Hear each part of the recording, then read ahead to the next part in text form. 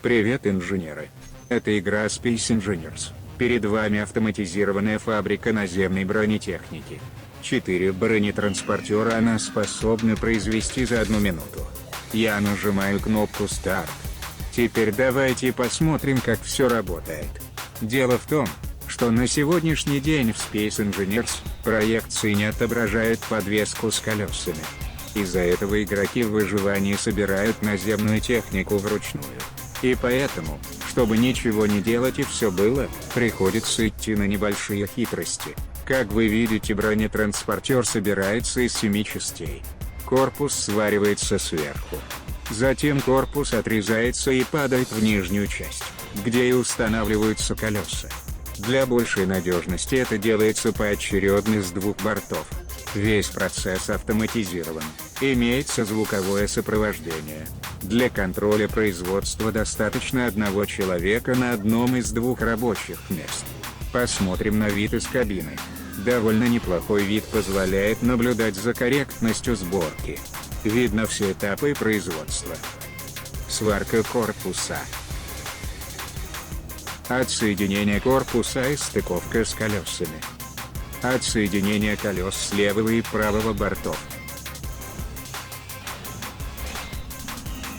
Выкат техники на безопасную площадку для испытания водителем. Построение сварочных узлов позволяет не пропускать ни одного блока, несмотря на слепые зоны. Каждый блок на станции имеет свое значение. Конструкция очень близка к оптимальной рациональности. Это, разумеется, с учетом выполнения поставленных задач. Не хватает каких-нибудь рабочих мониторов прямо в кокпите. В задачи входили: сборка наземной техники с колесами, автоматизация, полное отсутствие модов, заправка на этапе производства ураном и боеприпасами, возможность замены поврежденных колес, поддержка обслуживания и ремонта производимой техники, возможность транспортирования фабрики по воздуху, а также компактный размер, минимум подвижных частей, и защита от ошибок в управлении. За время этого видео уже произведено 6 бронетранспортеров. На подходе 7-й. Если сравнивать симуляцию в разных версиях игры, то в последнее время сильно возросла нагрузка на систему от колесной техники. Остановим производство. Кнопка «Стоп». Сборка остановится корректно сразу после того, как последний начатый бронетранспортер будет завершен. Защита от некорректных команд осуществляется путем отключения кнопок. Таким образом, пользуясь кнопками, оператору будет сложнее вызвать аварию. Имеется несколько кнопок: старт, стоп, пауза, продолжить, увеличить, уменьшить скорость, аварийная остановка и восстановление работоспособности. Остальные кнопки предназначены для ручного режима управления процессами.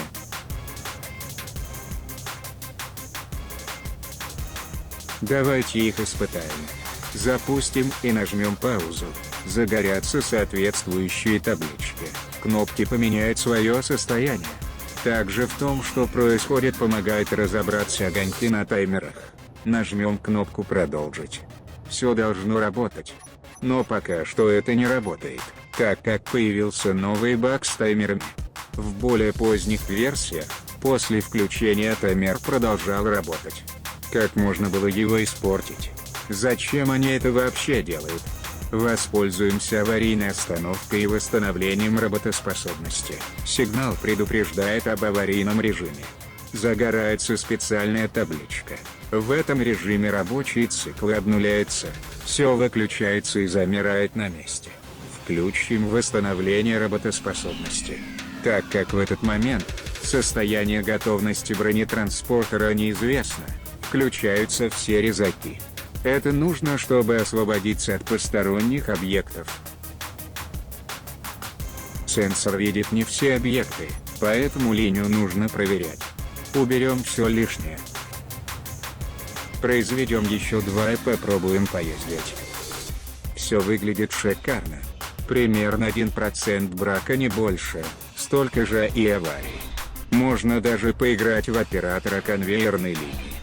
Сыграем с вами в игру? Умудрись с помощью первых 2 рядов кнопок привести к аварии. Дополнительная информация в моей группе ВК. Все необходимые ссылки есть в описании к видео на ютубе. В моем детстве о таких играх можно было даже и не мечтать.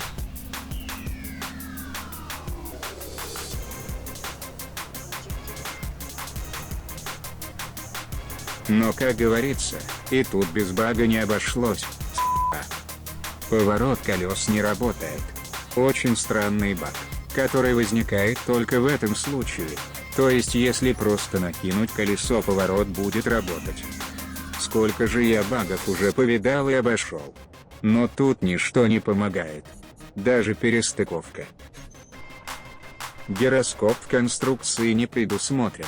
Так как я считаю, что в условиях близких к симуляции реальности, это представляло бы проблему. Мне придется разворачиваться, как на танке.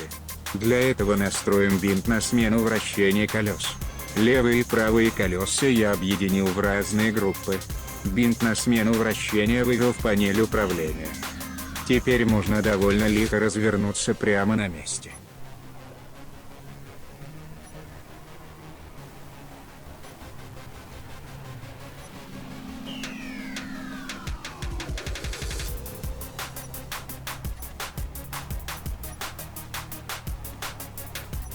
Данный баг с поворотом колес снимается при загрузке мира, что сработает даже в выживании на сервере.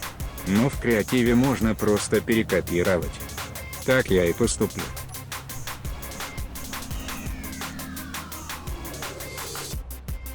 Подвеска настроена так, что смягчает даже самые жесткие удары. Бронетранспортер не переворачивается даже в самом резком повороте. Почти без отрыва от поверхности.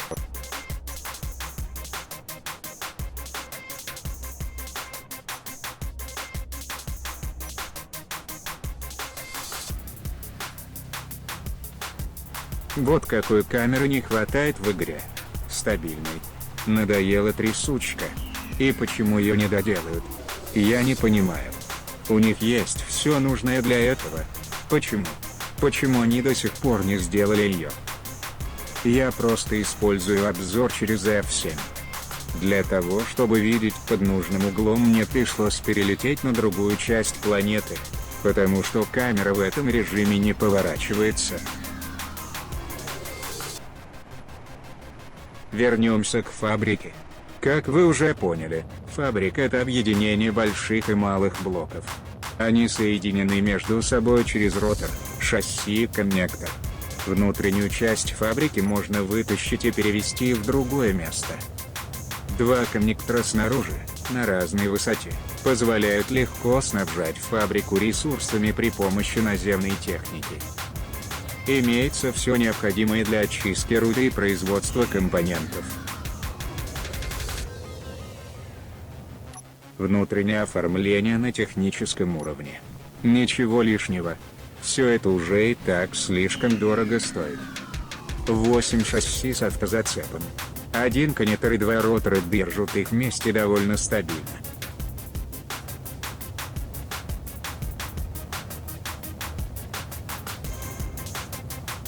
Помимо наземной можно производить и авиатехнику. Есть кнопка, которая снимает блокировку со всех остальных. Соберем бронетранспортер при помощи ручного режима. Включим проекцию и сварку.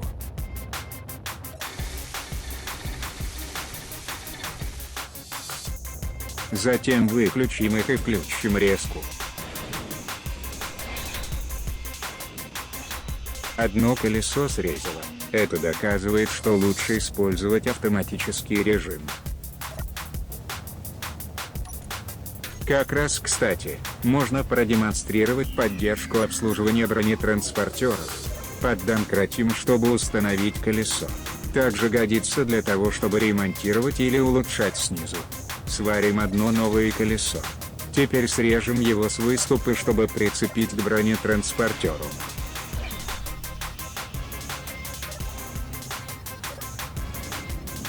Вот так легко можно восстановить потерянные в боях колеса. Можно установить и другие колеса. Например, выгодно сочетание компактной подвески с самым большим колесом.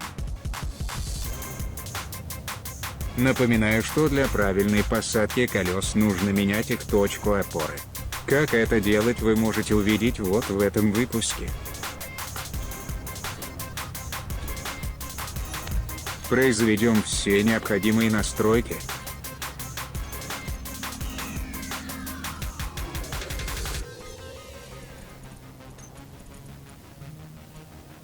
Стоит учитывать, что такого размера колеса тяжелые и подойдут не каждому болиду.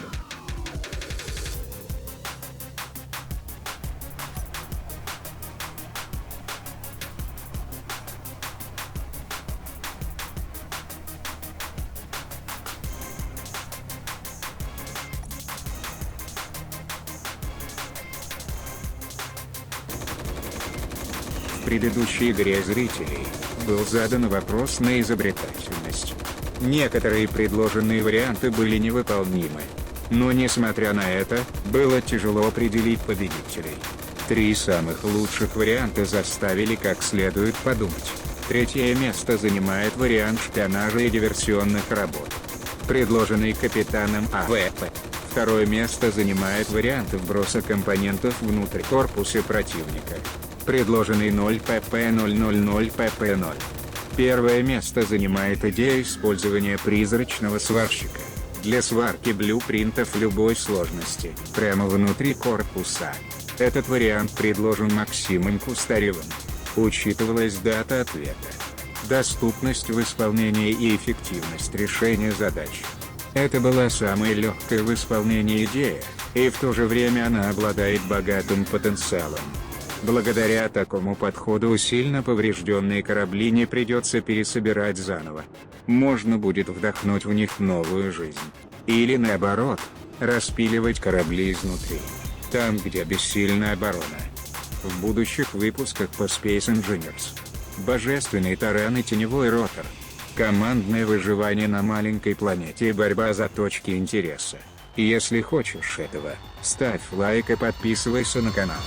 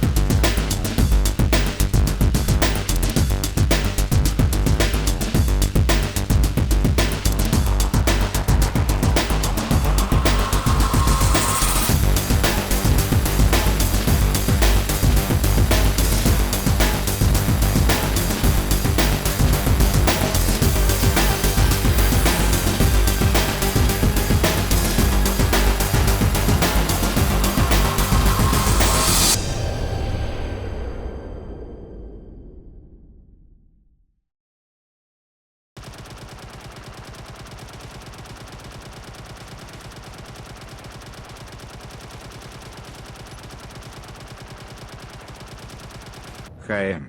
Какая-то странная красная кнопка. Что она тут делает? Как вы думаете? Может быть, нажать ее? А кто же это сделал? Да как же это так могли? Да что же это такое?